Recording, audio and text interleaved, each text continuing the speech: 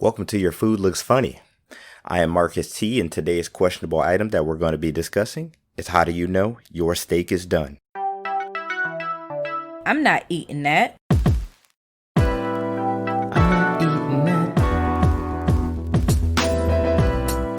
All right, so today we're going to get into how do you know your steak is done? So that's going to entail a few different things to come up with the answer to this question, basically. All right, so the structure of today's show is we're going to go through some social media feedback, a little bit of science, and my comments and opinions on some of these things. And at the end, I don't have a hungry for a laugh today, but I do have a PSA for some of you. Okay, so a little bit of the social media feedback. Yesterday, I posted the question on social media, tell me, how do you eat your steak and why? And some of the answers that I got were what I expected, and others were not quite what I expected. A lot of them prompted follow-up questions, so let's jump right into it. How do you eat your steak and why? The best answer that I heard, which is right up my alley, came from my boy Darrell. He said he eats it medium. So medium is a temperature, and we'll get more into what the temperatures of steak are. Some of you may know, and some of you may not know all of them, but we'll get into that in a second. But Darrell says he eats his steak medium. I said, any sauce or toppings? He said, nope. If it's seasoned right, all you need is a fork and a knife. And I applauded him for that answer. If you have it seasoned right, all you need is a fork and a knife. Somebody cue up the t-shirt print machine right there. So by that, he's saying the flavor of the meat itself is well worth the enjoyment without adding anything to it. That's no sauces, no toppings. Not saying that you can't have these things, right? But his enjoyment is the flavor of the meat itself that's well seasoned. Well, well-seasoned steak may only need salt and pepper sometimes in order for you to enjoy it. So don't think you have to go above and beyond, those two simple things in order to have an enjoyable steak. But let's get into some more of this feedback here of what I got from some of these comments. A lot of people were in the medium rare, medium well range. There weren't any rares. There were no rares, and there were a good amount of well dones. Now, let me stop there for a second and go back through the temperatures of a steak. So the degrees in which you can get a steak aren't actually numbers. They're in worded grades. The levels of steak usually go from rare to medium rare, medium well, and well done. So those 5 temperatures are your normals when you're ordering at a restaurant, or if you're cooking at home. If somebody were to say, hey, I want a medium steak, that's one of the 5 places that you would cook it to. A medium steak, which I will define later of what you should be looking for when you get it. Another person commented on the type of steak that they like. It was my cousin Kennedy. My cousin Kennedy said medium at chain restaurants and medium rare at higher end restaurants. And I got what she meant out of that. For those of you who don't understand what she just said there, medium at chain restaurants and medium rare at higher end restaurants, sometimes medium at a chain restaurant will vary in where it would go. It might be undercooked, it might be overcooked, depending on where you went to it. So I'm assuming she's defining like a Longhorn, an Outback, something of that sort. And a medium rare would be like a Capital Grille or a Morton's, for instance. But a lot of times, a chain restaurant will have a hard time defining what their temperature that you're trying to hit is, and also they might have a lesser quality of steak that they're using. A higher end restaurant will probably have more premium cut of meat, and they will also be more profound to hit that exact temperature that you're looking for. A lot of people, and again, a lot of the comments that I got on this post, how do you eat your steak and why, were in the medium range. So normally medium was probably the most popular answer that I got out of these. And when I would do follow-up questions on some of these mediums and medium rares, and I would say, has that always been the way that you've eaten it? And most of the people would reply no. And a lot of their reasoning behind it was also the same. It was how their family grew up showing them to eat the steak, or how their family liked to eat the steak, which was mostly well done or medium well. I didn't dive into a lot of answers, but a couple of people that I did follow up on how did their family get to that point, it would be because that they just didn't like the appeal of seeing pink flesh. A lot of the reasoning was not because of they thought it was a health issue, but the pink flesh wasn't appealing. And then the next best answer would be, well, I think it's undercooked. And we'll get into the science of that right now. Some of the science behind how a steak is supposed to be cooked. So a solid piece of beef. So we're talking about steak as in beef. A solid piece of beef that hasn't been ground should be cooked to 145 degrees. On the last episode, we talked about chicken, which needed to be cooked to 165. Now we're talking about beef.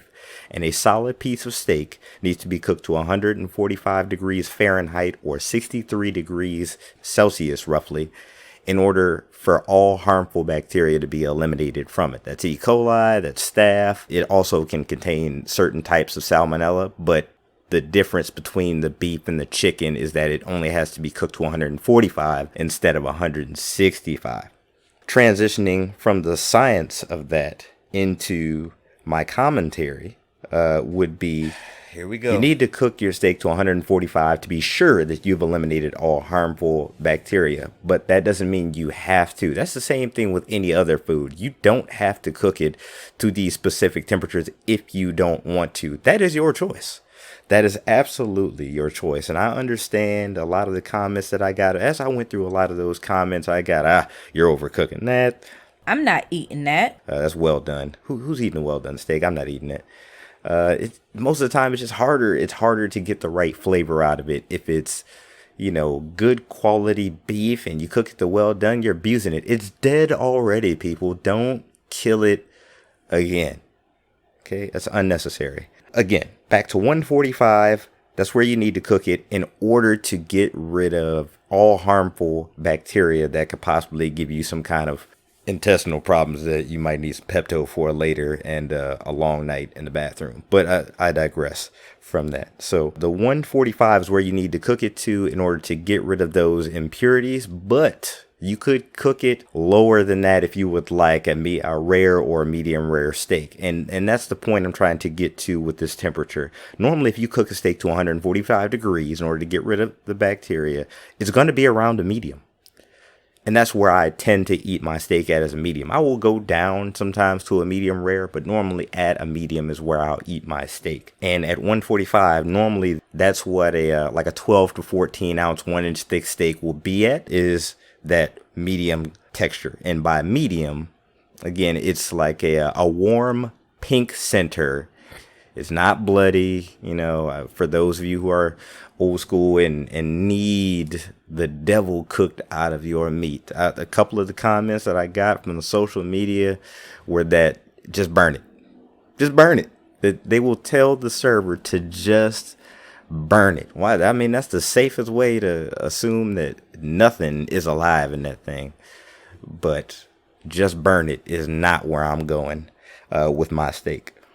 Now that we've kind of gotten through the science, gotten through, some of the feedback, where that steak is going to be if you cook it to that minimum internal temperature of 145 in order to be safe, which is around your medium.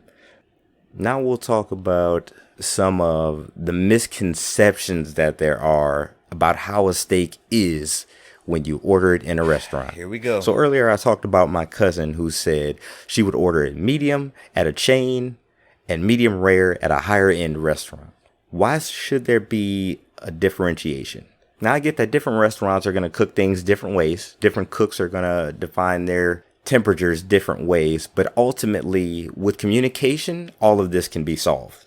Rare and raw are two different things. Let me say this for you again. Rare and raw are two different things. As a person who grew up eating well done and medium well steaks. Okay, so a raw steak is the one you drop on something hot.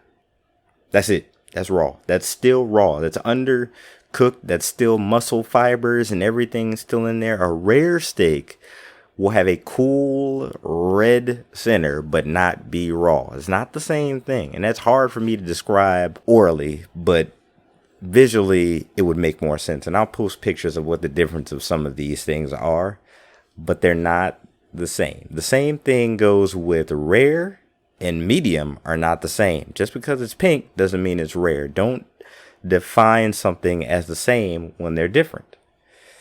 If you see two people that look alike, that doesn't mean they're of the same race. That doesn't mean they're the same type. That doesn't mean they speak the same language. That just means they look similar. Similar is what we're looking for here. So pink inside of a steak does not define that it's rare. It just means it's pink.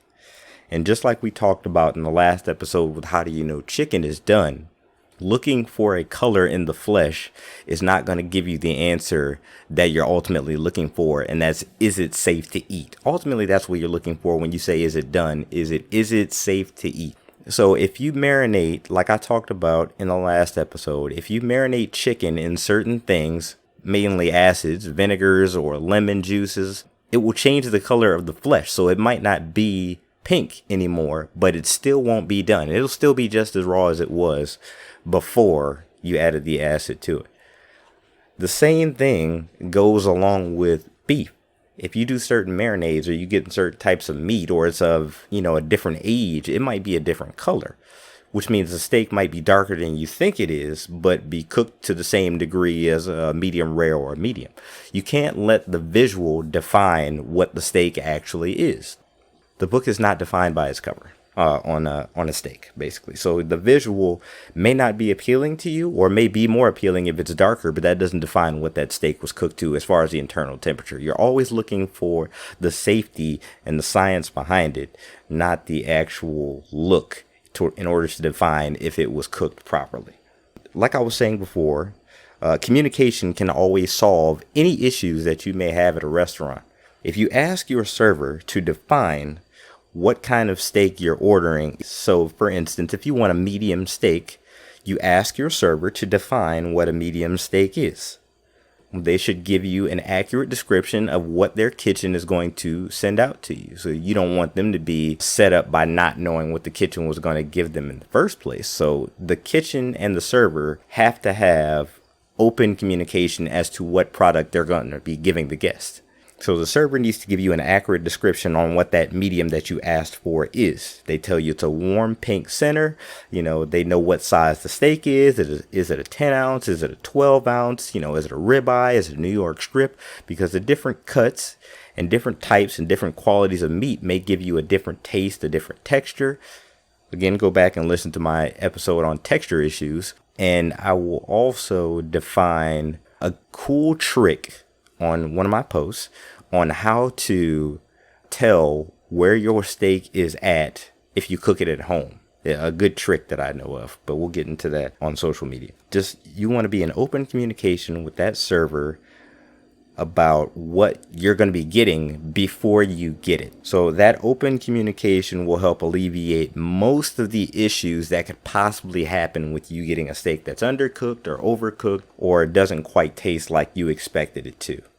Now that we've gotten a lot of that out of the way, the science, the temperatures that you need to cook this to, what you expect to see when you get it, let's get into my PSA. Public service announcement. So transitioning right out of that communication with your server, if you don't communicate with your server, and granted, I'm in the service industry, I get it. The server should openly tell you, even if you don't ask, what it's going to look like after you order it. Okay? It helps clear up so many things that could possibly happen later with getting the wrong temperature, or it's not what you expected to get. People, look, stop attacking your server for messing up, quote unquote, messing up your order, or the kitchen, thinking the kitchen messed up your steak if you didn't get a clear understanding of how that steak was going to look before you got it. There are two perspectives on this. Number one, don't tear down the server. Don't tear down the kitchen. Don't tear down the restaurant for something that you didn't get clearly defined. Because The server could have told you yes, but could you have asked them? Definitely. And if all you want is the conflict of tearing down the server because you wanted that to be messed up, or you came in with the I wish attitude, and by the I wish attitude, you mean I wish they would mess up my steak. Don't wish those things. Get it cleared up beforehand so we all have a smooth experience. The kitchen doesn't have to remake it, the server doesn't have to lose tip money, and you have an enjoyable experience eating your steak. So don't tear down the server. Don't ask for the manager because they just ruined your night because of a steak that could have been defined by you or them. Just ask the simple questions. You'll kill so much time if you don't do these things. All right, that was the first perspective of that. Not creating the conflict, and also don't assume the conflict is coming your way. Don't assume the server and the kitchen staff are going to be the aggressor in this situation. Again, I'm a chef, but I'll go out to eat myself, okay? It's a daily activity that we all have to do. I'll go out to eat, and if I order something and it's not quite what I want, if it's manageable, I'll eat it. But if it's not, I'll send it back. But I've heard so many people who immediately say, oh, I'm not sending it back. They might spit in my food, or they might drop it on the floor. Why would we do that? What enjoyment am I getting out of that? A little floor seasoning on your steak is not going to help my day. I can't speak for everybody, but I know in the environments I've worked in and myself, I'm not damaging your food or purposely, contaminating it, because that can ultimately come back and I'll lose a job. But I have that much foresight to think about that. But again, I'm just defending my profession here. That's all I got. So just that little bit of PSA. Just open the communication lines between you and your server. That's what they are there for. They are your liaison to the kitchen. What's your expectation of what you're getting out of this experience? They're here to facilitate that for you. So let them be your help. Help them help you. Same thing with the kitchen staff. Help me help you. If I know exactly what you want, it's hard for me to mess it up. And it's just like the military. If you tell me what you want and I give you the wrong thing, it's my fault. But if you don't tell me, it's on you. George Bush. Fool me once, shame on you. Fool me twice, you can't get fooled again. So I appreciate y'all listening. Next episode, I think we're going to talk about how do you know your vegetables are done? Vegetables. Touchy subject. Follow me on social media, YFLF Podcast. That's YFLF as in Your Food Looks Funny on Instagram and Twitter. You can also check out my fan page on Facebook. Just search Your Food Looks Funny and I'll be there. Also, like, subscribe, review, please. I love getting reviews. Constructive criticism is welcome. All topics that you guys would like to hear, I would love to see in order to come up with some new things, and I appreciate it. See you guys on the next one.